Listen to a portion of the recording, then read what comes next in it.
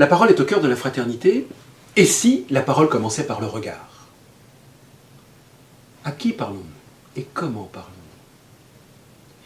Comment est-ce que je regarde celui à qui je parle ou devant qui je vais devoir parler? Il me semble qu'il y a là quelque chose de décisif pour construire la fraternité. Ce n'est pas si simple. Il y a des gens avec lesquels on a des affinités immédiates. Il y en a d'autres qui, avant même que nous les ayons rencontrés, peut-être nous agacent un peu. Nous avons tous des a priori, c'est normal, nous les plaquons. Il n'est pas habillé comme je le voudrais. Ou, tu as vu, il a une histoire, on m'a dit que... C'est pas si simple. Quel regard portons-nous? Souvenez-vous, Jésus, le jeune homme riche, il le regarda et il l'aima. Et pourtant, c'était un dialogue pas très facile, le jeune homme riche va partir. Souvenez-vous, Pierre, lors de la Passion, il vient de trahir Jésus.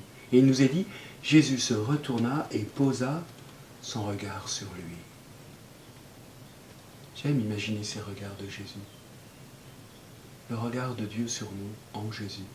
Un regard qui donne d'exister, un regard qui permet à l'autre de devenir ce qu'il a à être. Comment regardons-nous les gens pour rentrer en dialogue? C'est une vraie question au cœur de notre Église diocésaine. Nous nous enfermons parfois dans des cases, dans des a priori. Parfois pas, gloire à Dieu. Mais le regard, est-ce que quand j'arrive dans un échange, je me dis « Toi, tu es sauvé par le Christ comme moi. Je te regarde comme cette personne aimée de Dieu qui a valu le prix de la croix. » Je le perçois chez toi, évidemment.